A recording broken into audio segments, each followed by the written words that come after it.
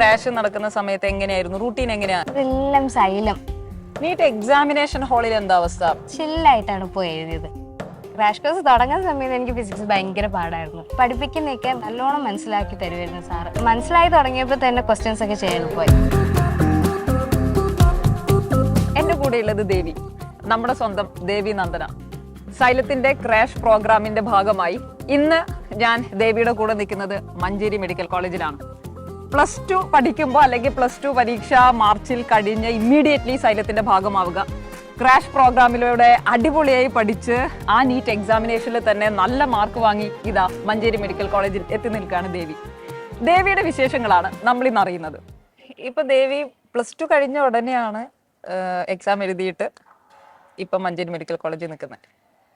എങ്ങനെയാണ് ആക്ച്വലി, അല്ലെങ്കിൽ ഇങ്ങനെ ആവണം അല്ലെങ്കിൽ ഡോക്ടർ ആകണം MBBSയിലേക്ക് ചേരണം എന്നൊക്കെയുള്ള ഒരു വിളിയുണ്ടല്ലോ, അല്ലെങ്കിൽ ആ ഒരു ആഗ്രഹം, അത് ശരിക്കും എവിടുന്നാ തുടങ്ങുന്നത്?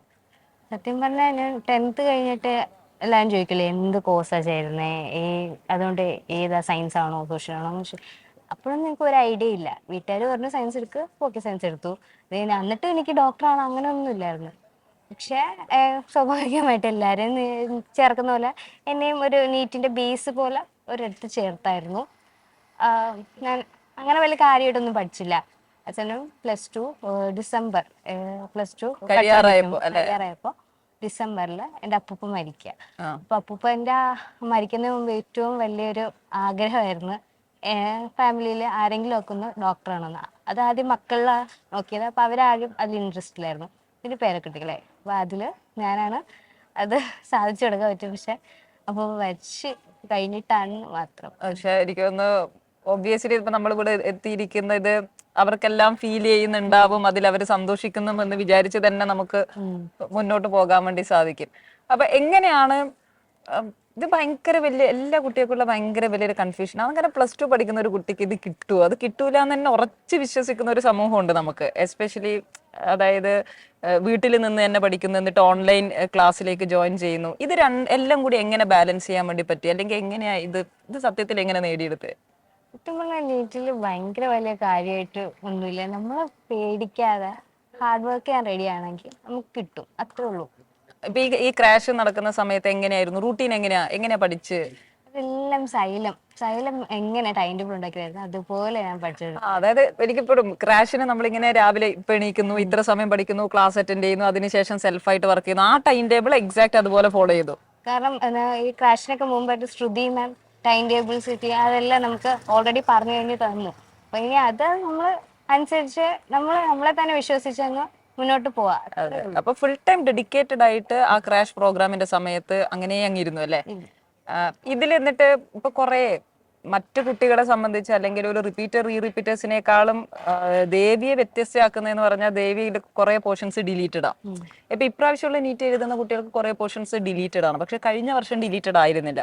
ദേവി അതെങ്ങനെ മേക്കപ്പ് ചെയ്തു? കാരണം +2 പഠിക്കാത്ത കുറെ ചാപ്റ്റേഴ്സ് അല്ലെങ്കിൽ +1 പഠിക്കാത്ത ചാപ്റ്റേഴ്സ് ഇതിനു വേണ്ടി എങ്ങനെ മേക്കപ്പ് ചെയ്തു? അതെന്താന്ന് വെച്ചാൽ ഞങ്ങൾക്ക് ഇതൊക്കെ ഡിലീറ്റഡ് ആണെന്ന് ഓൾറെഡി ടീച്ചേഴ്സിന് അറിയാം. അപ്പൊ അതനുസരിച്ചാണ് അവർ ക്ലാസ് എടുത്തുകൊണ്ടിരുന്നതും. അപ്പം ഞാൻ അത് വലിയ കാര്യമായിട്ട് ഞങ്ങൾ ആ ചാപ്റ്റേഴ്സ് ഭയങ്കര ഫോക്കസ് ചെയ്തില്ല. മറ്റേ ചാപ്റ്റേഴ്സ് ഒന്നും വിടാതെ പഠിച്ചിട്ട് ഇത് ഏറ്റവും ഇമ്പോർട്ടൻ്റ് ആയിട്ടുള്ളത് പഠിച്ചെടുത്തു. ഓക്കെ, അപ്പൊ എനിക്കതൊരു സ്ട്രാറ്റജി ബിൽഡ് ചെയ്തു എന്നുള്ളതാണ് അതിൽ പ്രധാനപ്പെട്ട കാര്യം. നമുക്ക് എന്തായാലും ക്രാഷ് പ്രോഗ്രാം ചെയ്യുന്ന സമയത്ത് വളരെ ഡിസിപ്ലിൻഡ് ആയിട്ടും സിസ്റ്റമാറ്റിക് ആയിട്ടും പ്ലാൻ ചെയ്തിട്ട് നമ്മൾ ചെയ്യുകയാണെങ്കിൽ കുറെ കൂടി നന്നായിട്ട് പെർഫോം ചെയ്യാൻ വേണ്ടി സാധിക്കും. നീറ്റ് എക്സാമിനേഷൻ ഹാളിൽ എന്താ അവസ്ഥ? ഭയങ്കര ടെൻസ്ഡ് ആയിട്ട് പോയിട്ട് പരീക്ഷ എഴുതും, അത് ഭയങ്കര കാം ആൻഡ് ചില്ലായിട്ട്? എനിക്ക് എക്സാമിൻ്റെ 2-3 ആഴ്ചയൊക്കെ ഭയങ്കര ടെൻഷനൊക്കെ ആയിരുന്നു. പക്ഷെ എക്സാമിൻ്റെ ഹാളിൽ കയറി കഴിഞ്ഞിട്ട് എൻ്റെ മനസ്സിൽ ഇങ്ങനെയായിരുന്നു, ഞാനിപ്പോൾ റിപ്പീറ്റ് ഒന്നുമല്ലല്ലോ, 2-3 വർഷം കൂടി പഠിച്ചാലും കുഴപ്പമൊന്നുമില്ല എന്നുള്ള ഭയങ്കര ചില്ലായിട്ടാണ് പോയി എഴുതിയത്. അത് അത്രയും കാമായതുകൊണ്ട് തന്നെ എനിക്ക് അപ്പോൾ ആലോചിച്ചെടുക്കാനും എന്തെങ്കിലും നമ്മളിപ്പോ ഭയങ്കര ടെൻസ്ഡ് ആണെങ്കിൽ നമ്മൾക്ക് പഠിച്ചതെല്ലാം മറന്നു. അപ്പൊ അതൊന്നും നമുക്ക് കിട്ടൊന്നുമില്ല. പക്ഷെ നമ്മൾ കാമായിട്ടിരിക്കുമ്പോൾ നമുക്ക് എല്ലാം കിട്ടും. നമുക്ക് അപ്പൊ ഇങ്ങനെ കുറെ ആലോചിച്ചെടുക്കാൻ പറ്റും. ടെൻഷൻ അടിച്ചാലേ അതൊക്കെ പോകുന്നു. അതായത് +2 പഠിക്കുന്ന കുട്ടികള് ഓൾവേസ് വർത്ത് ഓഫ് ട്രൈയിങ് ആണ് നീറ്റ് എക്സാം എന്ന് പറയുന്നത് അല്ലേ? ഒരു ഒന്ന് കറക്റ്റ് ആയിട്ട് ഒരു പ്ലാനിലൂടെ പഠിച്ചു കഴിഞ്ഞാൽ വളരെ ഈസി ആയിട്ട് ചെയ്യാൻ പറ്റും എന്നുള്ളതാണ് ദേവി നമുക്ക് പറഞ്ഞു തരുന്നത്.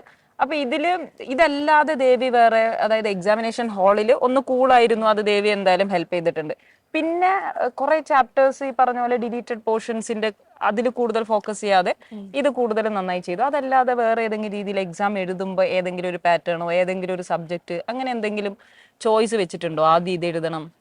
ഞാൻ ആദ്യം ബയോളജി തന്നെയാണ് തുടങ്ങിയത്. കാരണം നമുക്ക് അറിയാവുന്ന കുറെ എഴുതി കഴിയുമ്പോൾ ഒരു കോൺഫിഡൻസ് ആണ്, ഇത്ര എനിക്ക് എഴുതാൻ പറ്റി, അപ്പൊ പിന്നെ എനിക്ക് ഇനിയും പറ്റുമെന്നുള്ളൊരു മോട്ടിവേഷൻ പോലെയാണത്. അപ്പൊ ആദ്യം ഞാൻ ബയോളജിയാണ് അറ്റൻഡ് ചെയ്തത്. അപ്പൊ എനിക്ക് കുറെ കിട്ടി.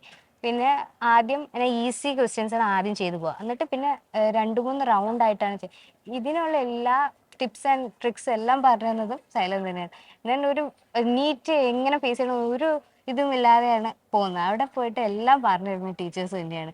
അത് അതുപോലെ ഫോളോ ചെയ്തു അല്ലേ? അത് എല്ലാം അവര് പറയുന്നത് പോലെ തന്നെ ചെയ്തു.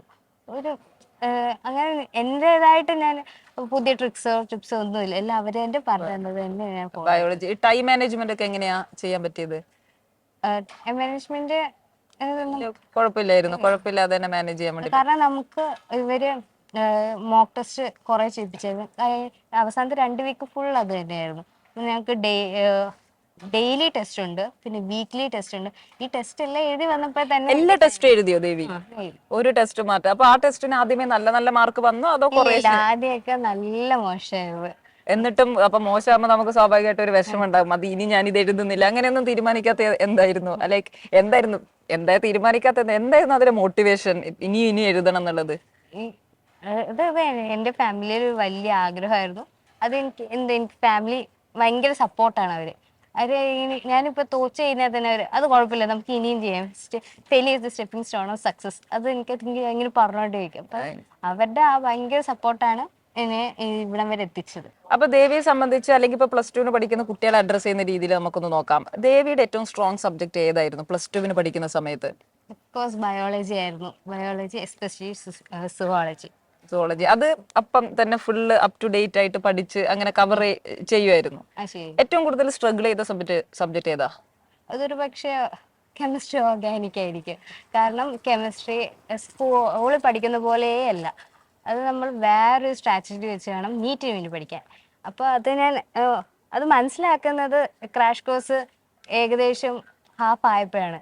പക്ഷേ ടീച്ചേഴ്സ് പഠിപ്പിക്കുന്നതൊക്കെ വെച്ച് എനിക്ക് മനസ്സിലായി ഇത് ഇങ്ങനെയല്ല പഠിക്കേണ്ടത്. അവർ തന്നെ പറഞ്ഞു തന്നു ഇത് ഇങ്ങനെയൊക്കെയാണ് പഠിക്കേണ്ടതെന്നൊക്കെ അവർ പറഞ്ഞു തന്നു. എന്നിട്ട് മൈൻഡ് മാപ്പ് ഒക്കെ വെച്ച് എനിക്കൊന്ന് മൈൻഡ് മാപ്പ്, ഓർഗാനിക് കെമിസ്ട്രിയുടെ മൈൻഡ് മാപ്പിൽ വളരെ ഡീറ്റെയിൽ ആയിട്ട് എല്ലാ കാര്യങ്ങളും കൊടുത്ത് അത് മുഴുവനായിട്ട് പ്രാക്ടീസ് ചെയ്തു. അങ്ങനെ അത് തന്നെയാണ് ഓർഗാനിക് കെമിസ്ട്രീന് സ്വീകരിച്ച മെത്തേഡ്. അതെ, ഞാൻ മൈൻഡ് മാപ്പ് ആണ് ഏറ്റവും കൂടുതൽ ചെയ്തിട്ടുള്ളത്. അപ്പൊ മൈൻഡ് മാപ്പ് തന്നെ ഫോളോ ചെയ്തു, ടീച്ചേഴ്സ് പറയുന്ന സ്ലൈഡ്സ് എല്ലാം ഫോളോ ചെയ്തിട്ട് തന്നെയാണ് അതിൽ പഠിച്ചിട്ടുള്ളത്. പിന്നെ അപ്പൊ ഞാൻ ശരിക്കും ഈ ഡിഫിക്കൽട്ട് സബ്ജക്ട് ഏതാന്ന് ചോദിച്ചപ്പോ ഞാൻ പ്രതീക്ഷിച്ചിരുന്ന ഒരു ഉത്തരം ഫിസിക്സ് ആണെന്നാണ്. ഫിസിക്സ് എങ്ങനെയാ മാനേജ് ചെയ്തത്? ഫിസിക്സ് ഞാൻ ക്രാഷ് കോഴ്സ് തുടങ്ങുന്ന സമയത്ത് എനിക്ക് ഫിസിക്സ് ഭയങ്കര പാടായിരുന്നു. പക്ഷെ പിന്നെ പഠിപ്പിക്കുന്നതൊക്കെ നല്ലോണം മനസ്സിലാക്കി തരുമായിരുന്നു സാറ്. അപ്പം അത് മനസ്സിലായി തുടങ്ങിയപ്പോൾ തന്നെ ക്വസ്റ്റ്യൻസ് ഒക്കെ ചെയ്യാൻ എളുപ്പമായി.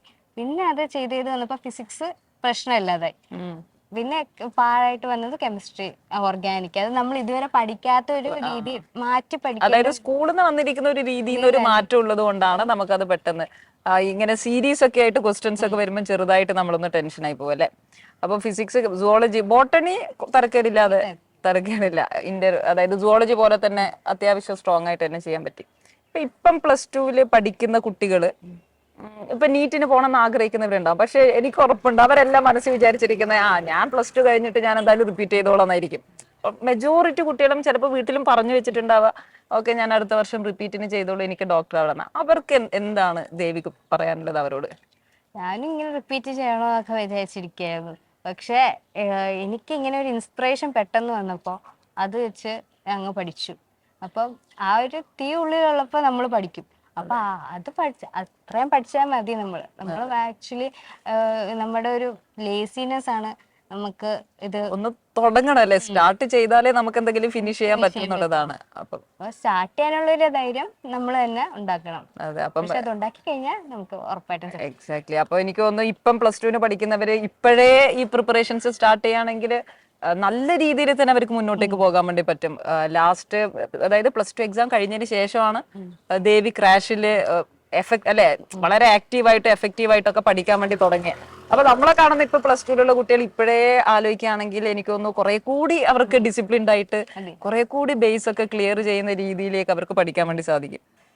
അപ്പൊ നമ്മുടെ ദേവിയുടെ വിശേഷങ്ങളാണ് കേട്ടുകൊണ്ടിരിക്കുന്നത്. ഇനി ഒരുപാട് കാര്യങ്ങൾ ദേവിക്ക് ശരിക്കും ഷെയർ ചെയ്യാനുണ്ട്. കാരണം ഓരോ ദിവസവും ദേവി എങ്ങനെയാണ് പഠിച്ചത്, ഓരോ ദിവസവും എങ്ങനെ ഫോളോ ചെയ്തു എന്നൊക്കെയുള്ള കാര്യങ്ങൾ ദേവിക്ക് പങ്കുവെക്കാനുണ്ട്.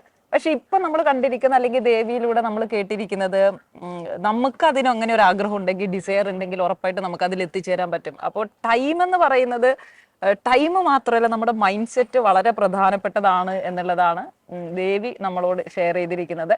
ഇതുപോലെ ദേവിയെ പോലെ 1 വർഷം മുന്നെയാണ് ദേവി +2 പഠിച്ചുകൊണ്ടിരിക്കുന്നത്. ഇപ്പം +2 പഠിച്ചുകൊണ്ടിരിക്കുന്നവരോട് എസ്പെഷ്യലി എനിക്ക് പറയാനുള്ളത്, നിങ്ങൾക്ക് അങ്ങനെ ഡോക്ടർ ആവണം എന്ന് ആഗ്രഹം ഉണ്ടെങ്കിൽ നിങ്ങൾ എന്തായാലും ട്രൈ ചെയ്യണം അല്ലെ. നമ്മൾ +2 പഠിക്കുന്നതിന്റെ കൂടെ തന്നെ ട്രൈ ചെയ്യുക. നിങ്ങളുടെ സബ്ജക്റ്റുകളെയൊക്കെ കാറ്റഗറൈസ് ചെയ്ത് പ്രയോറിറ്റൈസ് ചെയ്ത് നിങ്ങൾ പഠിക്കാൻ വേണ്ടി തുടങ്ങുക.